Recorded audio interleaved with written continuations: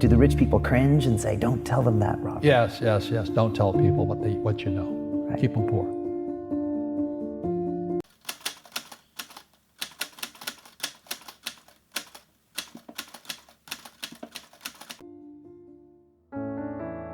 I've had financial crashes. I've had people stab me in the back, but they're all good because I grow from it. That's spirituality. Right. You know, people who are afraid of making mistakes, like they teach in school, they don't ever grow.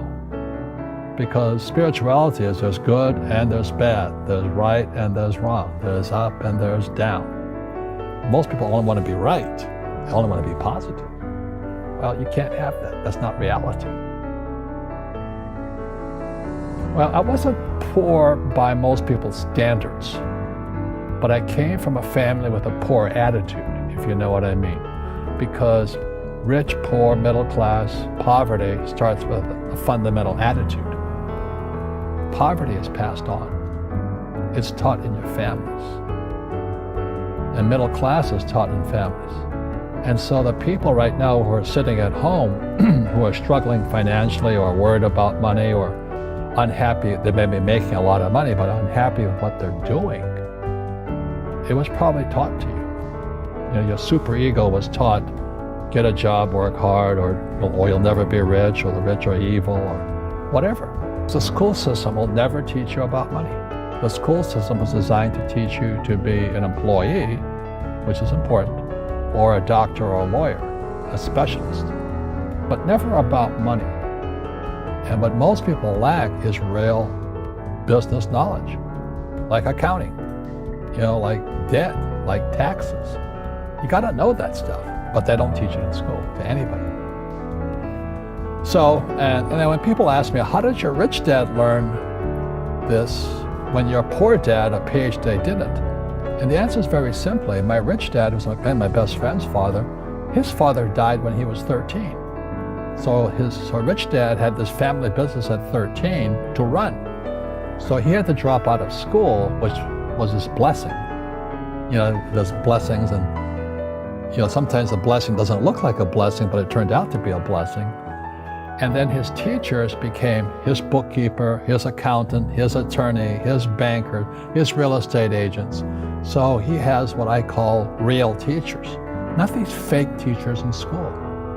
You see, most teachers in school, they're out of ethics. They teach subjects they themselves don't practice. I asked the teacher, I said, you know, I'm in my third year of calculus now. It was called strength of materials. I said, am I ever going to use this stuff? He goes, no. You know, I said, why do you teach it? He says, as I get paid. I said, do you ever use it? He goes, no. And that's why, you know, you have to, in life, one of the things I suggest to people, you got to find a real teacher versus a fake teacher. And a fake teacher is somebody who doesn't do what they teach. And a real teacher is doing what they teach every day. So my accountants, my attorneys, they're in it every single day. That's how I learn, because every day I'm solving problems in my business. So I have accountants and attorneys and bankers and all these people on speed dial because I'm solving problems with my team.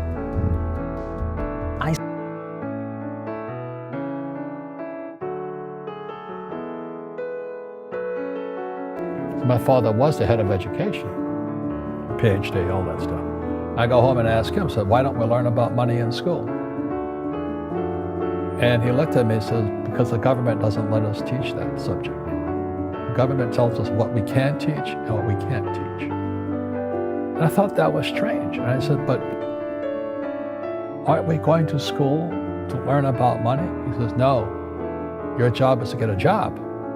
I said, but you get a job to earn money. He goes, no, you're supposed to just get a job. And I went, no. Isn't the purpose of a job to earn money? He goes, you're correct. I said, so why don't I just learn about money? I can skip the job part, you know.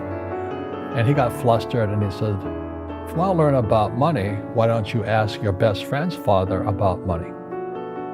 And I said, why? That's Mike. So why ask him? He says, because Mike's father is an entrepreneur. And I said, what are you? He says, I'm an employee. I'm a government employee. And I went, oh, what's the difference? He says, the difference is an entrepreneur must know about money, or they're no longer entrepreneurs. And he says an employee doesn't have to know anything about money, because the government will take care of them, the company will take care of them. So I'm all confused. But I took my dad's advice and I trundled over to Mike's father's office and knocked on his door and I said, hey, I'm here, 9 years old. Teach me about money. He says, beat it, kid, you know. But that's where the story of Rich Dad, Poor Dad started. And finally, through persistence, my rich dad started teaching me about money on one condition. And that condition was he would never pay me. He says, the moment I pay you, you think like an employee. He says, that's the trap. Entrepreneurs work for free. And now I'm 9 years old, my head's going cracking in half. He says, you never want a paycheck. You understand that, kid? I said, okay, I got it. And he says, well, how do I make money? He says, that's what entrepreneurs figure out. It's like,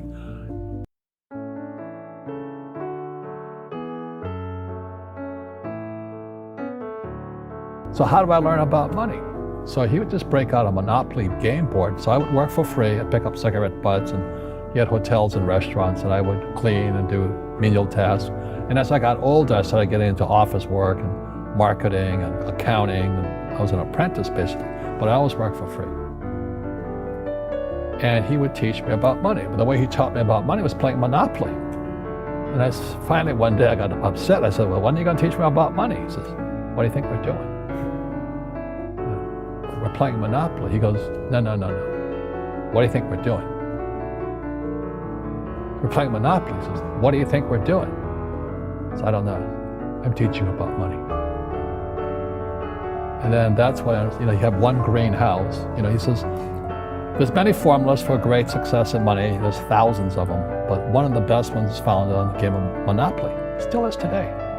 4 green houses, 1 red hotel. I said, what?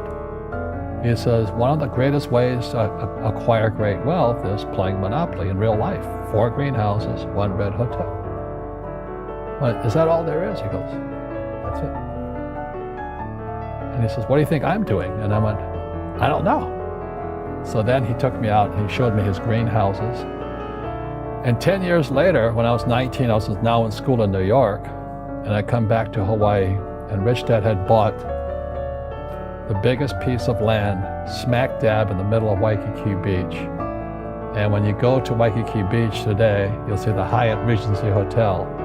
That was his hotel. Just like the game of Monopoly. Just like the game of Monopoly. Acquired assets and they became bigger assets. He just kept what's called an assemblage, because that property wasn't that big at the time. So he had to buy out all the small guys. Because Waikiki was a little dirt water little town. So he'd buy out this shop owner, buy that shop owner. And it took him a while, but he finally assembled this large piece of property. And then he and Hyatt put up this giant hotel. And it just sold for $800 million. So that's how I learned about money.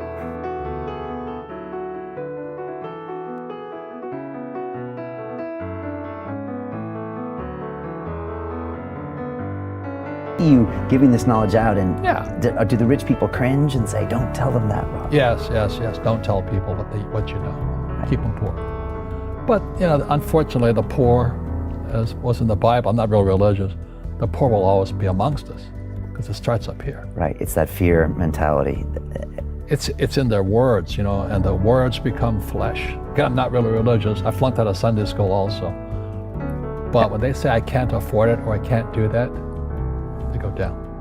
They become what they say. My PhD daddy says, what do you think I am, made of money? I can't afford that.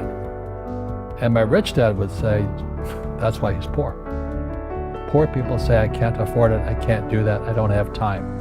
Because this is an escape. It's an escape. You know what I mean? It's easy to say, I can't afford it. And your rich dad used to say what instead of, I can't afford it? How can I afford it? How can I do that? What would it take, or why should I do that? He says that a question opens the mind, a statement closes the mind. So when you say, I can't afford it, your mind shuts down, and you become what you say.